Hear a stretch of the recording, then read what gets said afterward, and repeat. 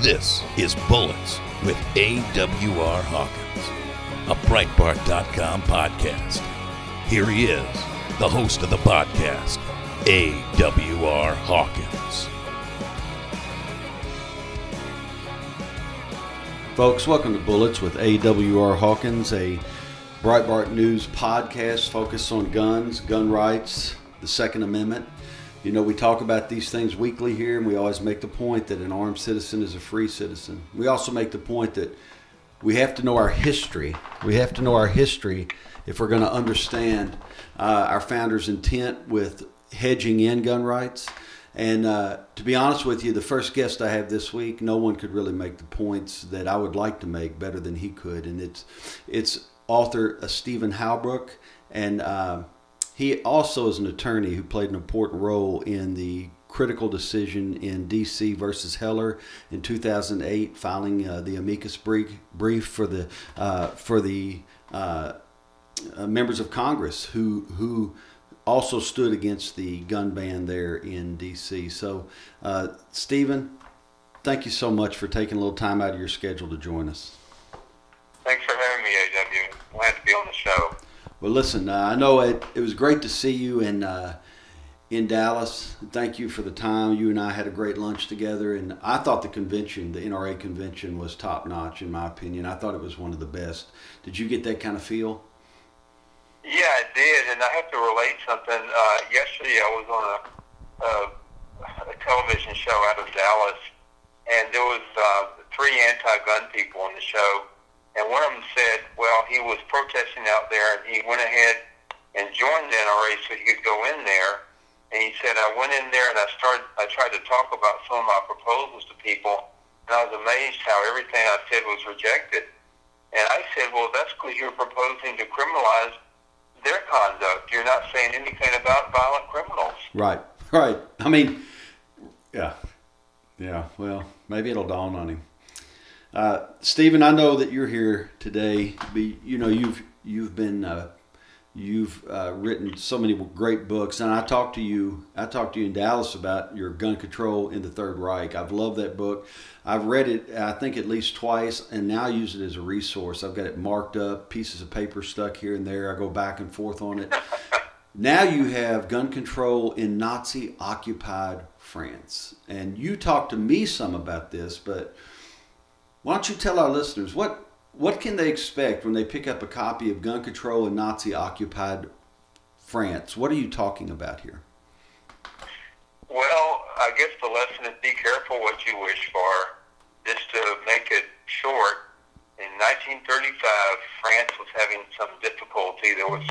People were dissatisfied with the government. They were demonstrating in the streets, and there was some police violence against the demonstrators, actually. More than the demonstrators against the government. And so the prime minister at that time was named Pierre Laval, and he decreed gun registration. He also decreed restrictions on public assembly. You know, we have our First and Second Amendment here, protects assembly and gun ownership. And so they had a deal where the government, the executive branch, could just decree a law and didn't even have to go through Parliament. So that's what he did. Holy gun cow. registration. And then we move up to 1940, just 5 years later, and the German army conquers France. They put up posters in every place they conquered saying, you have to turn in your guns in 24 hours or we're going to shoot you. And then France signs an armistice with Germany saying the French government, including its police, will enforce the German army commands, including that one. And so there you have a perfect storm for gun control. Right. You have registration of guns. You have those enforcing the laws, including rounding up people so they could be turned over to the Germans for the death penalty. They've got the records of people who were naive enough to have registered their guns 5 years earlier. Fortunately, a lot of people didn't register their guns. And then you got this same clown, Pierre Laval, coming back to power as prime minister and being the chief collaborator with Nazi Germany, allowing them to plunder the resources of France to conscript the workers for labor force in Germany, repression of the people. The funny thing was, one of the German reports mentioned that the French, their worst criminality is that they won't turn in their guns. And so they end up executing a lot of people. You can read their names in the newspapers of the time. And eventually the French people fought back, and the ones who didn't turn in their guns used them for the resistance movement. And so we end up with basically the greatest generation in France, like we had our greatest generation here. Was in France, it was the members of the resistance. Right. That is an incredible story. I like how you begin it with, be careful what you wish for, because, if we go along ever, Stephen, with these registration ideas that are pushed, or certain gun controls, I don't have to go into all of them, but there are certain gun controls, universal background checks and other things. We might put them in under a president like Trump. And I'm not saying he's for that. I'm very careful. I'm just saying in a pretend world, we might put those things forward and support those for some stupid reason under a gun-friendly president, but we're only another administration away from somebody who can then take those lists and those databases and turn it up on the law-abiding citizen and disarm us. Is that the larger lesson? That's right. There was a Department of Justice study under Obama that concluded that universal background checks, so-called, won't work unless you have universal gun registration. Right. I mean, criminals aren't going to do it. Right. The whole thing is an imposition to criminalize law-abiding people.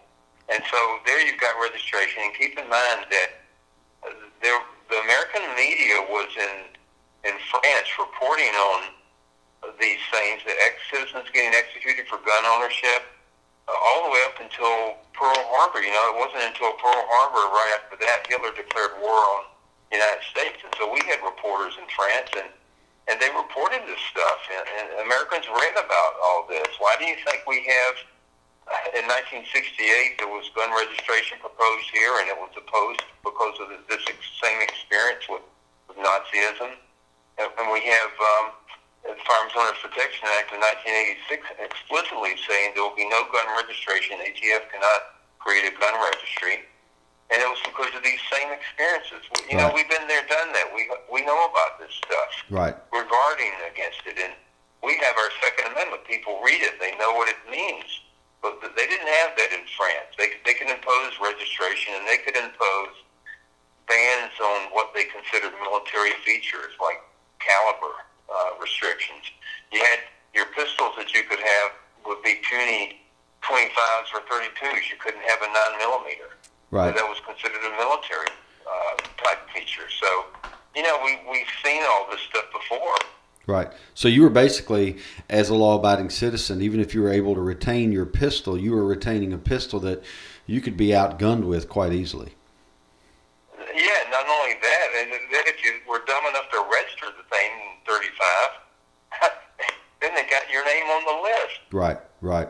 So, one thing I did, AW, that was really cool, I started this project 20 years ago, and I got a list of resistance organizations of veterans back in the late 90s. I was in Paris at the Resistance Museum, and I did a questionnaire that I sent to the presidents of all those groups, and I got a lot of responses to my questionnaire, and so they were still alive, former members of the resistance, and I asked them questions like, what were the gun restrictions like? Did people turn in their guns to the Germans? And I got responses like, only the cowards did that, or we turned in some and we buried the good ones. And right. so we were able to use those to start with to capture other guns when the resistance movement got underway. Right. That is so interesting. I told you when we had lunch, and I meant it, your books, particularly the one you did on gun control in the Third Reich, and now this one, these books should be required reading in the university, because I had a tremendous professor who impacted me when I was doing my master's, and he said, if we don't, this is very simple, but it's profound. He said, he would always say to me, if we don't know where we've been, we don't know where we're going. And when you read these these books that you're writing, Stephen, you understand the ideas being pushed in America right now. They're not new at all. As a matter of fact, they're very, very old. And even moreover, besides being very old, they're very dangerous. And you have so successfully highlighted how this gun control how these things that seem very benign and almost meaningless, they can quickly become tools that a dictator or a tyrant can use to disarm the people, and once disarming them, to take their freedom away completely. Well, you know what's amazing to me? Why did little of me have to write these books? There's been everything you could think of written about Nazi Germany, the Holocaust, the Third Reich, the entire period, and not one historian chose to write about in the 30s in Germany how the Nazis were able to seize and consolidate their power, the fact that they disarmed the Jews before attacking them in Kristallnacht. Well, nobody ever wrote about that, and why didn't anybody write about when any of the occupied countries were conquered? You can read newspapers of the day just as a start and see that every country they occupied, they put up those posters about we're going to shoot you if you don't turn in your guns in 24 hours. Right. I can't understand. There's so much literature on that period of World War II and preceding it, and nobody chose to ever go into these lessons. And so, I've done my best. I've been through archives in Germany and France and done a lot of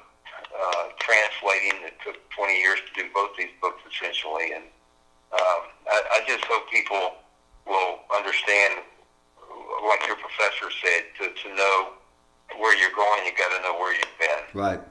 I want to ask you one last question, Stephen, and if this question is unclear, it's going to be my fault. It won't be any reflection on your understanding or intelligence. But when I argue sometimes with people on the left, anytime you bring up Nazi Germany, they're like, "There you go with the Nazi argument," and it's like they step out of the argument as soon as they hear that phrase Nazi. But the truth is, as you've highlighted so well, going to the Nazi experiment is one of the clearest proofs we can make of where these gun controls end up going. So, why do you think people on the left are so hesitant to continue an argument when they hear the word Nazi? Is it because they know once we talk about this, they really have no ground to stand on? Or do you think that they're largely just uneducated on anything outside of the talking points they learn here? Or do you even have a take on that? Or has that been your experience? It's just been my experience over and over and over again. Well, here's what I've found is that, like in my books, I don't take a position on current issues. I say a few words in the introductions about, in modern times there's gun control controversies here in the U.S. and in the European Union countries and so forth. And, it's a controversy, but let's move on to history. Let's talk about what actually happened and leave aside comparisons, and then you be the judge.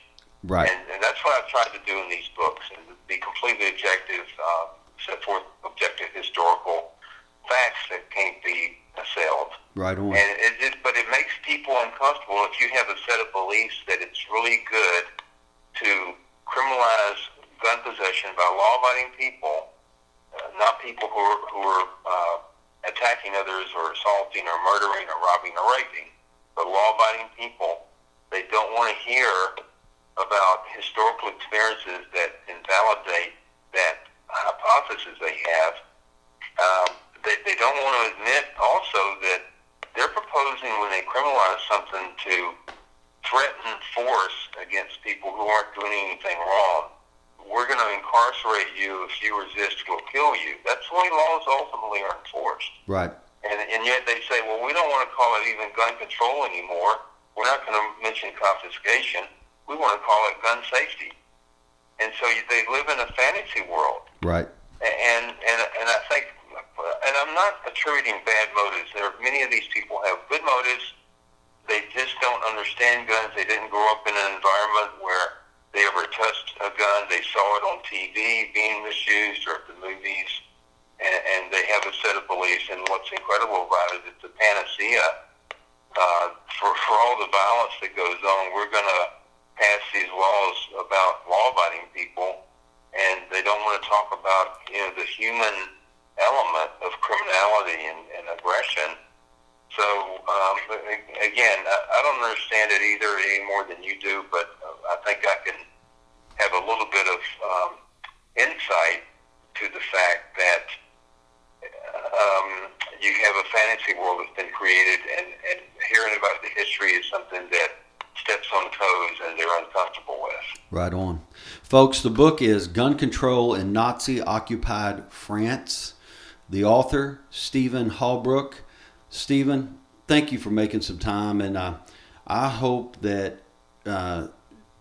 shrimp and grits is in our future sooner rather than later. Yeah, I had a great time talking to you that day, AW, and I'm really glad. You're a PhD, a qualified historian, and what you're doing now. I got out of the classroom the same as you did, and you're going to have a lot more influence this way. So glad to meet up with you and call me anytime. Thank you, Stephen. Folks, you're listening to Bullets with AWR Hawkins. We'll be back right after this. Hey folks, I want to tell you about Breitbart News' Second Amendment newsletter, Downrange with AWR Hawkins. Features the top gun stories of the week every week, and guest columnists like Gun Owners of America's Larry Pratt or Armed American Radio's Mark Walters. Also features a review of a firearm or a firearm accessory each week. The newsletter downloads on Thursday, comes right to your email inbox. You can subscribe at Breitbart.com/AWR. This is Bullets with AWR Hawkins, a Breitbart.com podcast. Here once again is AWR Hawkins. Folks, welcome back to Bullets with AWR Hawkins. It was great to talk to Stephen Halbrook. What a great man, what a great mind. You want to understand the Second Amendment? Read him. You want to know how it was birthed in the minds of our founders? Read him. You want to know the history of the right to keep and bear arms? Read him. You want to know how in the 20th century people were attacked and disarmed so that they could be enslaved? Read him. And as you read him, you'll understand that the gun controls being pushed now that are so benign, that's what we're told, they're so benign, they'll just make everybody safer. Those gun controls, once instituted, can be used by the first tyrant who comes along to round up Americans with whom he does not agree, enslave them, do whatever he wants to them. Now, that sounds far-fetched to me. If it sounds far-fetched to you, you need to read Halbrook's books on the 20th century particularly. His books on gun control in the Third Reich, his books on how the Nazis acted when they occupied France, how they treated the people there. He spoke about that. But if you think that sounds far-fetched, you need to read those books. That's not far-fetched. It's just reality. Folks, the news for the week, to me, the story of the week is the way Dick's Sporting Goods is getting it handed to him. And I love it. Not by the NRA, not by Gun Owners of America, not by the Second Amendment Foundation, but by people with whom they've worked daily for years. Springfield Armory, Mossberg, the renowned shotgun maker, High Point Firearms, they've all three said, forget it, we're done. No more selling our guns in your stores, period. NSSF, National Shooting Sports Foundation, they expelled Dick's Sporting Goods from membership. Now, this is a big move. National Shooting Sports Foundation sponsors the SHOT Show every year in Vegas. Now, understand this. The SHOT Show is not just a big show in America. It's the biggest firearms trade show in the world. 1 week a month in January. 1 week a month. I'll tell you, folks, I go every year. And people who haven't been will ask me, what's SHOT Show like? And I know I've talked about it on the podcast, but I'll just say this way. I usually go for 4 days, sometimes 5.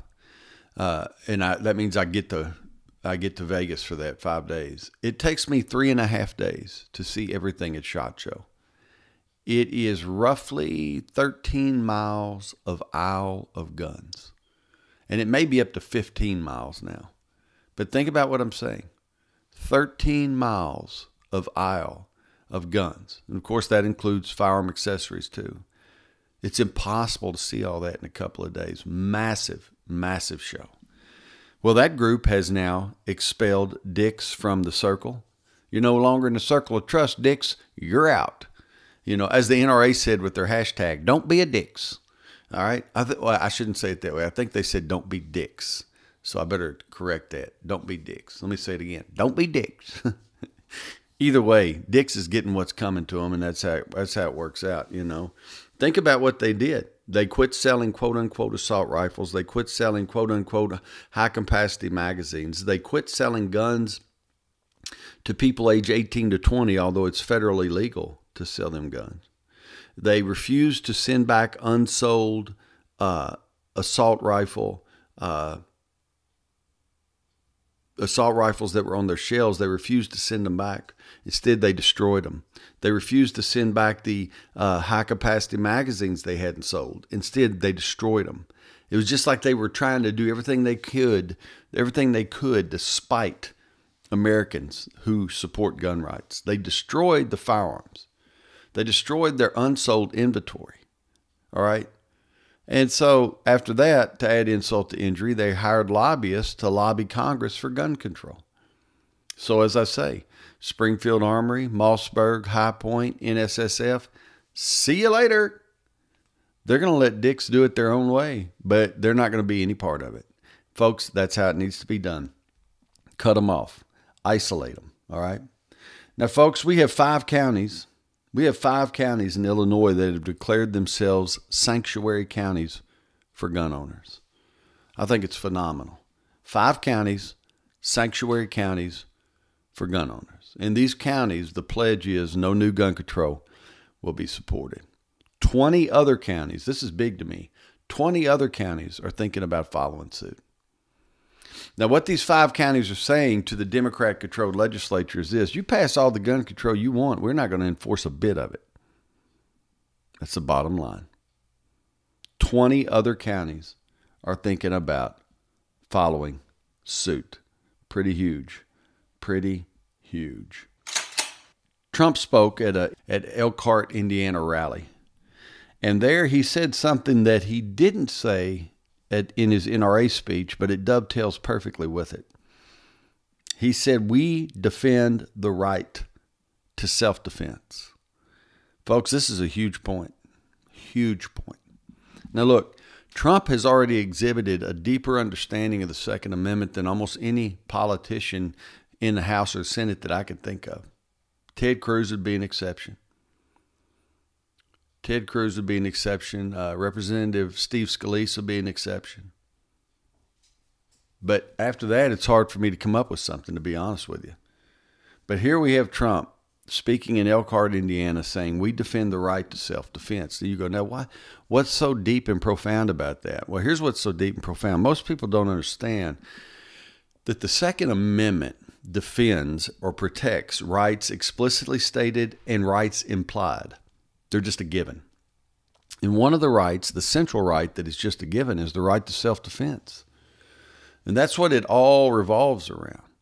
The Second Amendment, when it says the right of the people to keep and bear arms shall not be infringed, what it means is that right exists for the execution of another right. All right? I have the right to keep and bear arms because keeping and bearing those arms helps me exercise that other right, the right to self-defense. Now, I just think this is important. You see these things, they're all interlinked, interwoven. And if you don't understand that the Second Amendment protects the right to self-defense, it is possible. I've seen it happen to people. It's possible the left can argue you into a place where you can't find roots for the right to keep and bear arms. You can't ultimately say, well, here's the reason behind it. But see, if you understand that the reason behind that right is that you have a right to self-defense because your most valuable property is your own life.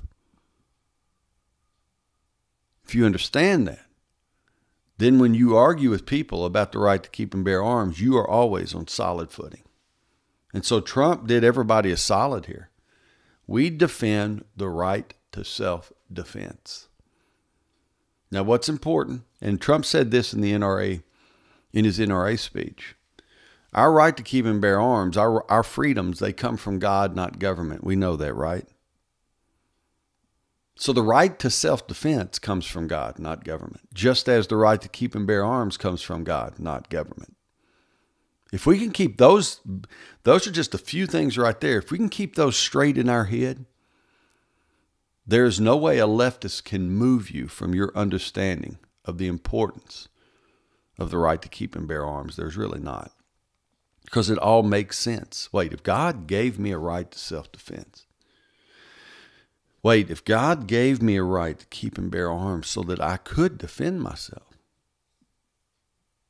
see, from there, everything makes sense. From there, everything makes sense. Those rights are rooted and grounded properly in your mind. All right? So again, President Trump is on fire when it comes to the Second Amendment right now and explaining on a deeper level what it means. Folks, we had a Georgia school board, I believe it was Fannin County, voted unanimously to arm teachers this week. The snowflakes who were at the meeting got up and walked out after the vote. We're not going to tolerate this. You're going to let them teachers be armed, protect kids? We ain't going to tolerate it. But the school board stood strong, voted unanimously to arm teachers, which is a good thing. Nothing could make me happier. I'm just going to be honest with you, nothing. That kid who opened fire at Parkland, name was Nicholas Cruz.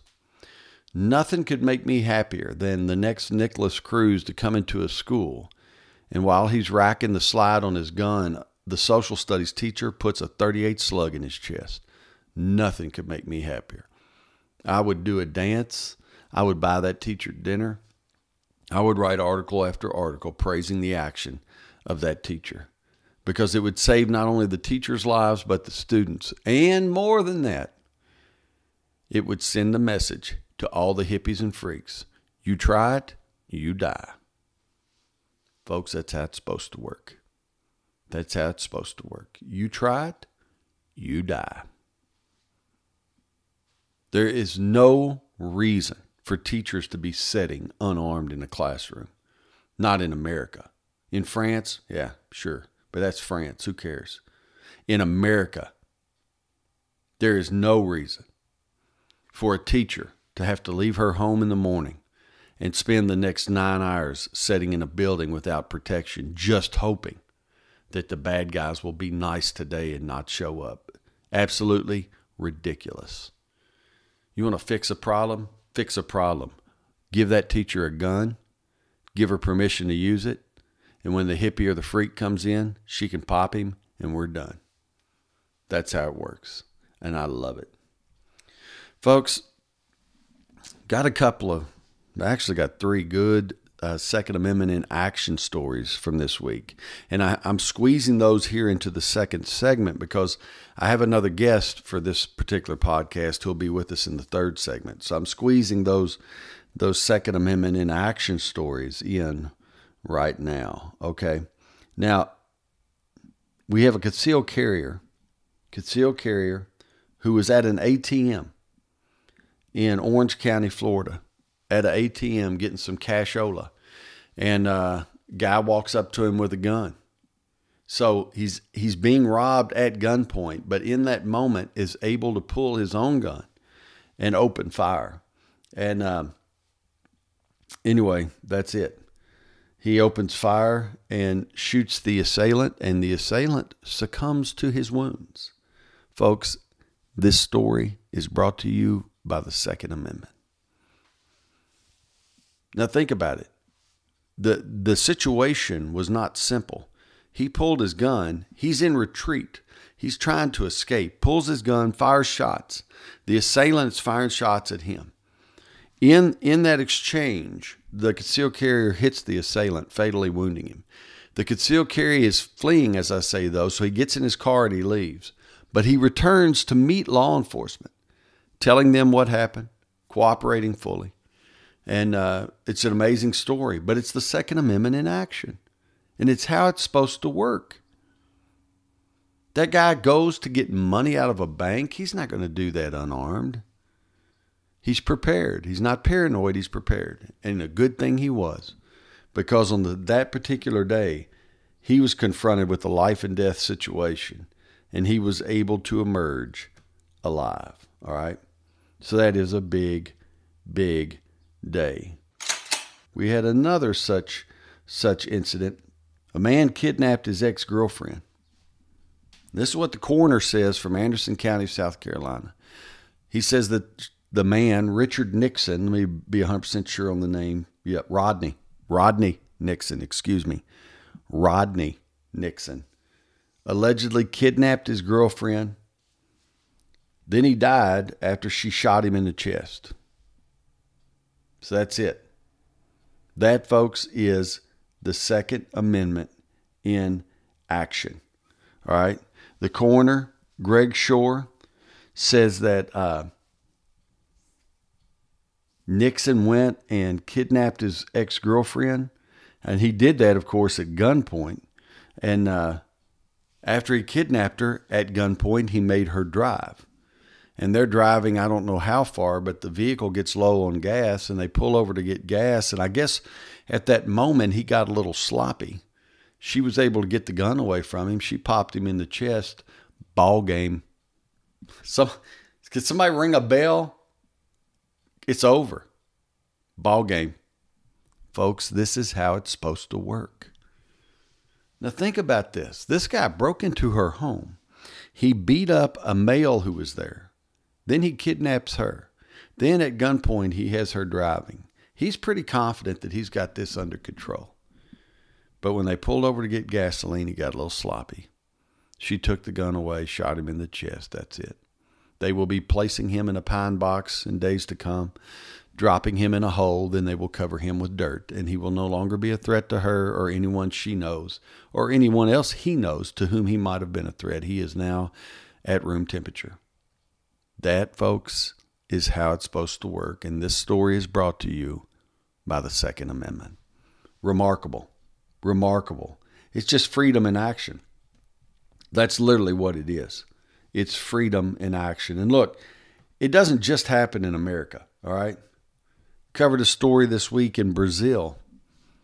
A group of moms with their daughters. You can see them on a sidewalk outside of a school. And I don't know if they were waiting for the gate to open that morning so they could all escort their kids into school. That's kind of the impression you get. But they're standing on the sidewalk waiting to go into the school. And a guy in a black shirt and shorts pulls a gun in broad daylight, points it right at him, and starts walking right at him. Now, it appears to be a would-be robbery. Now, here's the problem for this guy. One of the moms is a military police officer who is off duty. She reaches in her purse, calmly pulls out a pistol. She gets a point-blank range with him and pop, pop, pop, pop, shoots him 3 times in the chest. Folks, you want to talk about a game changer? Watch the video. See the look on his face when he's on the ground rolling around, holding on to his chest. He never dreamed a mom was going to shoot him. He thought he had it made. Here's what he thought. He thought he'd found a weak crowd. He thought he had found some extremely vulnerable victims. Now, the gun laws in Brazil, pretty much, you've got to be wealthy. You got to be really wealthy and really patient to get a permit to own a gun, much less carry one. To get a permit to own and carry a gun is even another level. You've got to jump through so many hoops, do so much training, so many background checks, wait so long. They have to talk to your relatives. I mean, it's crazy. So largely in Brazil, the police are armed, the military is armed, and the criminals are armed. And that's it. So this guy's super confident. He's walking up on a group of moms. What are they going to do? Huh? It's too hard for him to get a gun for self-defense. So they're setting ducks. And he's marching up on them. And this off-duty officer spins around and boom, boom, boom. Ball game. Now, he didn't die right off the bat. If you haven't seen the video, he rolled around on the ground a while first. She took his gun away. He had already dropped it. She just kicked it where he couldn't reach it. And then she held him at gunpoint. And that's it. He dies in shame. He didn't even see it coming. You could see that on his face. He had the last thing he thought of. When he woke up this morning and had his coffee, he went, I'm going to go rob a bunch of mothers with their daughters. When he had that thought, when that's what he aspired to, the last thing on his mind was, when I do that, somebody's going to kill me. He thought he was going to walk up, do it, and walk away. No, didn't work that way. And this story, folks, is a beautiful story about why in this country we have a Second Amendment. See, in Brazil, the right to keep and bear arms, or the ability to do so in that country, is not guaranteed by law. Whereas in America, the Second Amendment says that the right to keep and bear arms shall not be infringed. Boom. That's it. It's that easy. Now, folks, I want to tell you one other story before we end this segment. One other news story that was pretty important. Well, you know what? I might hit two. Trying to be sure I see it. I think I missed it. Yeah. Oh, there it is. All right, folks. We had a high school student questioned, all right, in California's South Pasadena High. He was questioned and accused of promoting violence, quote unquote. Why? Because he wore a come and take it flag, the Gonzales flag, wore it as a cape during a student march, wore it as a cape, tied it around his neck. He's accused of promoting violence. Why? That cape had a picture of an AR-15 on it. It's a picture. And the flag, of course, the normal flag has a cannon, but both flags send the same message. The message is historical in context. See, that's the problem. The people educating this kid probably don't know Gonzales, Texas. Probably don't know Gonzales, Texas from Dayton, Ohio. That's their problem. They probably don't know the way the Texans stood up to General Santa Anna's folks. They probably don't know the way they told him, you come and take it if you want it. Come take it. Folks, it is a sound. The statement itself is a sound. It is a call that was issued by, not a call, it is a declaration, It is a declaration that was issued by patriots. They were telling Santa Anna, here's the deal. You want to take our weapon? That's dandy, but you come take it. We're not handing it over. Right? And what they were letting him know is Santa Anna was going to have to deal with the business end of a whole lot of rifles if he was going to take that cannon. That's a historical context. It's a defensive context. But no, this high school student wears that flag during a march, and he's accused of promoting violence. The snowflakes just get to me sometime. You know what I'm saying? No backbone. Pathetic.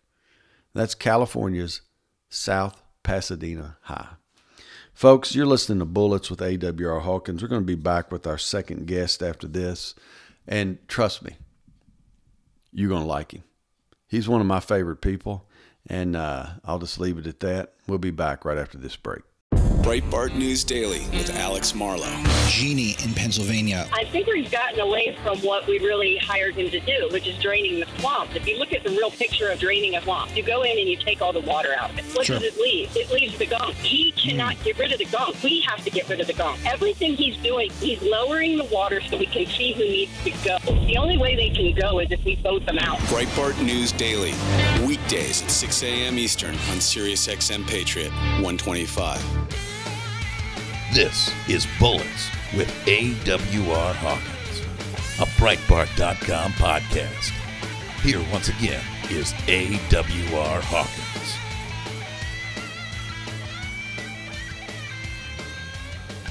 Folks, welcome back to Bullets with AWR Hawkins. Look, I have a second guest this week that I'm really happy to bring to you. He and I became friends through his song Cold Dead Hands. I did a write-up on that song. You probably are familiar with it. You may remember the article. The song goes, "There's a rifle in my closet, made in 1893, carved right on the barrel. It says Winchester Company. It's been passed through generations. I've been taught to use it well. It's put food there on the table. It ain't never been for sale."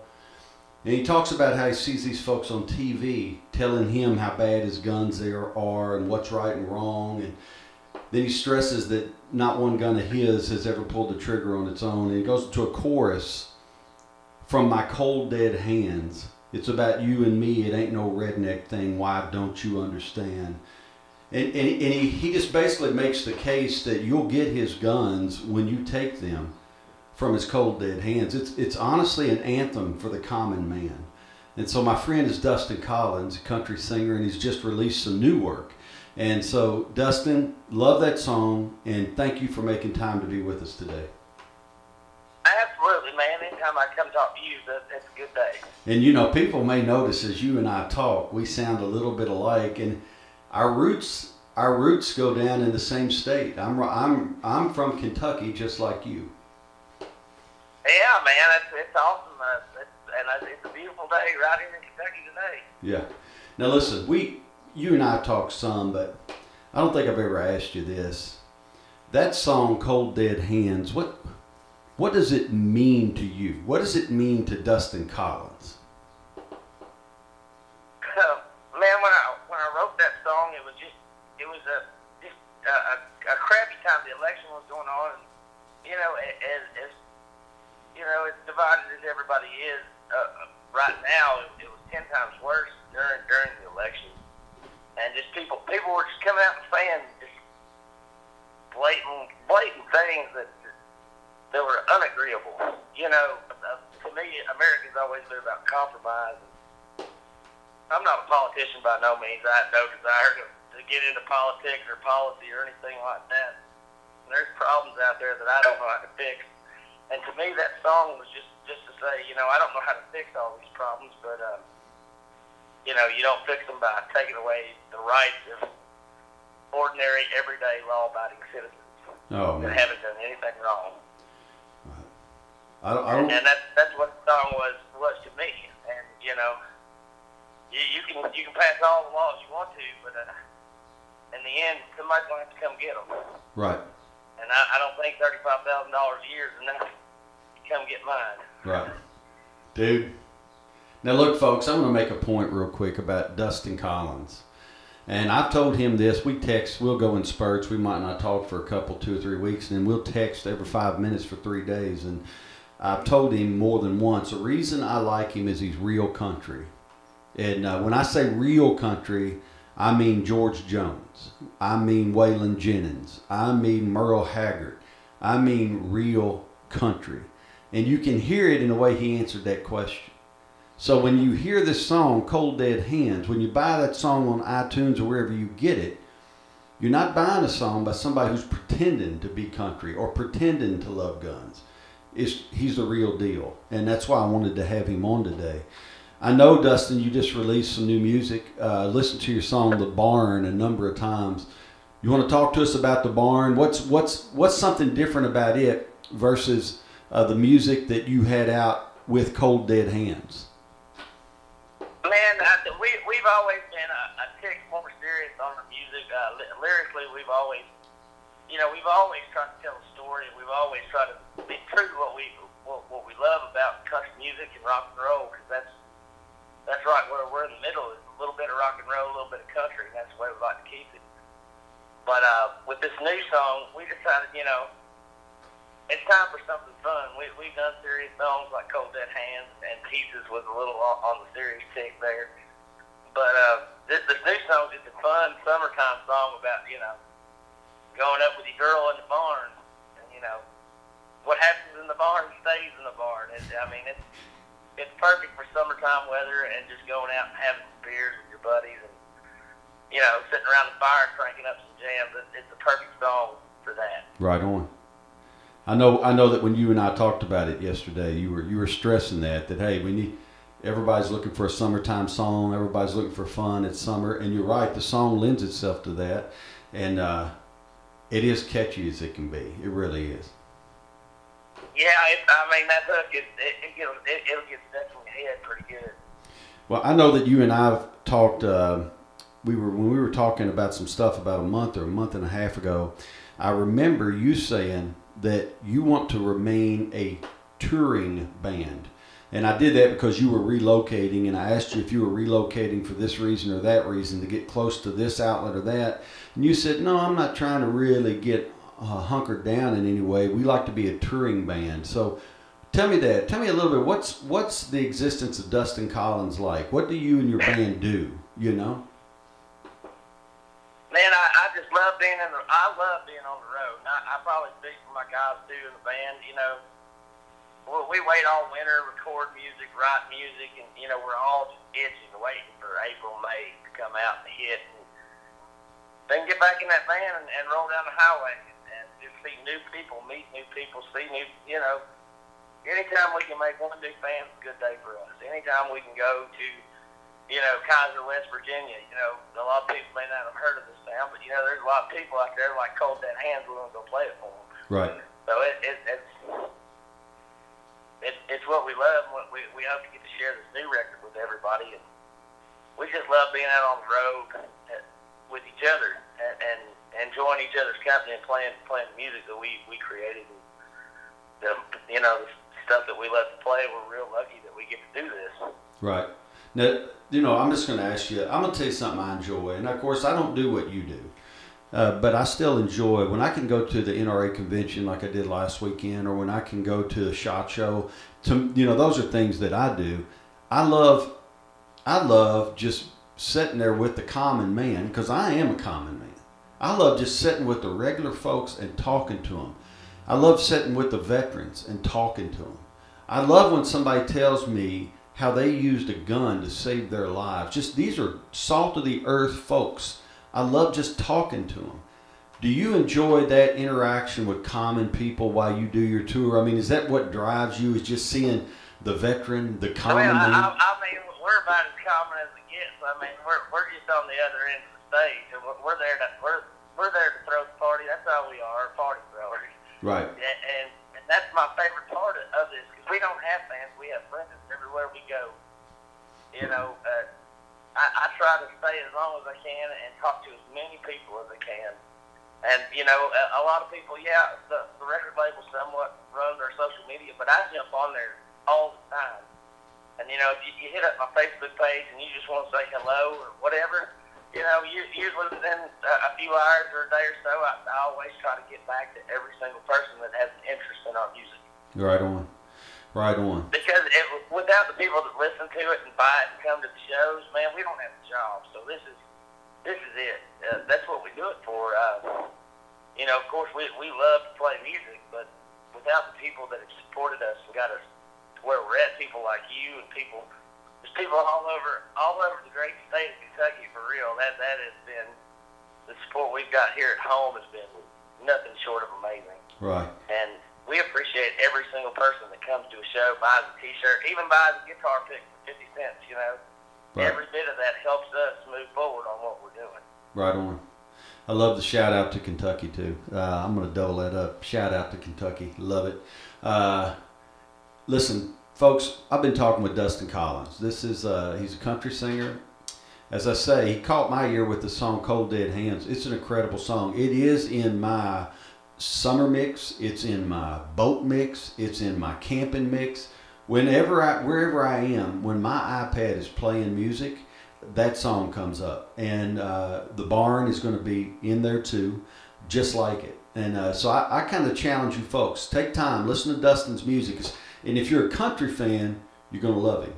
And then if you're an American, not even a country fan, just an American, there's a good chance you're going to love him, because he's an American too. Dustin, thank you, buddy, for taking time to be with us today. I appreciate it, and I wish you the best in what you're doing with your music. Thank you so much for having me on here, man. Anytime I can talk to you, it's always a pleasure. All right, folks, this is Bullets with AWR Hawkins. Go to the podcast on iTunes, subscribe. It'll download to your phone every week on Tuesday. Jump in there and give us some reviews. We'll take all the 5-star reviews we can get. And until we're with you again, always keep in mind, more guns equal more freedom. Sonny's Corner with Sonny Johnson. Everything in hip-hop is not bad. Kanye agreed with us, so let's love him today until he raps tomorrow and you turn your back. Because if you jump off when the fun of the moment is over, then you are in fact making Kanye the token he is accused of being. So please, don't do that. Don't go there. Sonny's Corner with Sonny Johnson. Saturday from 1 to 3 p.m. East on Sirius XM Patriot 125.